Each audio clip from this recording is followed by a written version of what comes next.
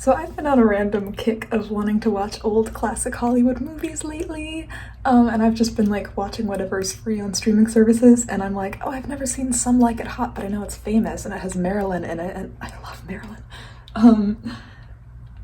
I can see why it's a controversy in today's climate. That ending, though, I watched most of it last night, and then I had to go to bed, and I'm like, okay, I'll watch the rest while I get ready, and I'm like, oh my gosh, that was ahead of its time. Okay, anyway, for those of you who don't know me, hello, my name is Ava Britton, and I am a Christian college student in the performing arts, and this is my video diary series where we navigate all of those things together. So I have a full day of classes, but it's one of our 2-day breaks between performances for the Diary of Anne Frank, so I'm gonna try to rest up, and also there's a new drink of the month at our campus coffee shop called the Fake Love Chai, which is kind of sad. I'm like, why didn't they call it the True Love Chai? Because that even has like a false sense of alliteration in it, but anyway. So I'm gonna get that as a treat at the end of the day. And I've got kind of a Valentine's Day fit going on. I don't really do this hairstyle a lot, but I thought I'd be a little trendy today.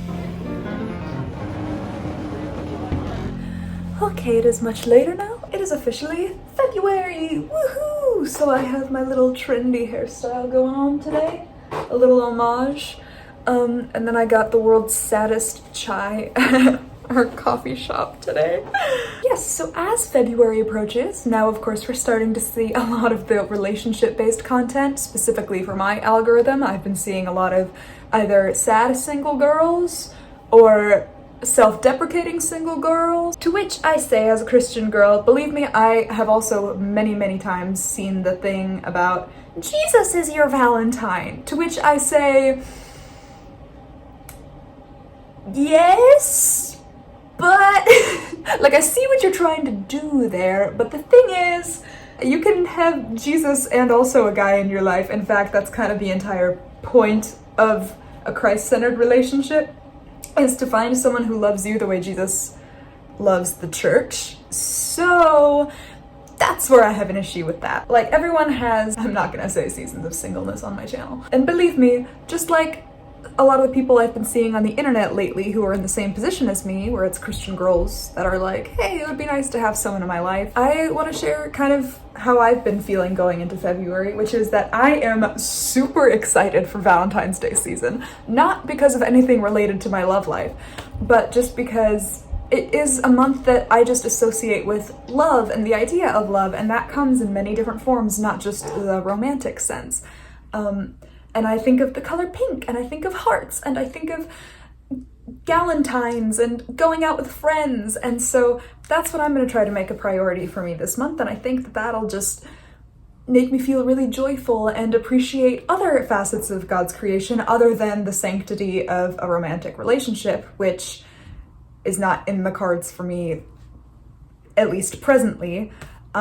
But that doesn't mean that it's bad for me to still want it and pray about it, which is exactly what I have been doing. And if you're like me and you've been wanting a relationship for a while, and you're struggling with patience, especially now that we're entering the Valentine's Day season where it's gonna be kind of commercialized everywhere now and everyone's gonna be posting about it. I know that makes it really difficult for a lot of people, so I wanted to share what my prayers have been recently. Like, I've fairly consistently prayed about the right guy entering my life, as I'm sure many other single Christian people have. But now that we're in the Valentine's season, I've kind of been adding to it. Whenever it gets extra hard for me to truly feel the "my grace is sufficient for you" part of it, I've found that I add to the prayer in more detail. So instead of just saying, hey, Lord, I pray that when your timing is right, I'm able to find the right guy, I add on to it, hey, Lord, I would really love to experience that relationship sometime soon, But if that's not your plan for me right now, then I pray that you provide me with the patience I need to wait until your timing is right. And I find that that really helps me to at least take my mind off of the bitter parts of being single, especially when it's around the holiday seasons where you see other people posting about being in relationships and that kind of thing. I've also been praying, just in general, for myself and for other people that I've been seeing struggling with other things, like how I mentioned in the last video. There's a lot of burnout going on. And so when I'm praying for other people or when I'm praying for myself, I also like to pray for our ability to discern little moments of joy that were placed there from God, and being able to have our eyes opened to even just like those little blessings, so that it makes the hard parts of life a bit more tolerable, and it makes it still feel happy and joyful.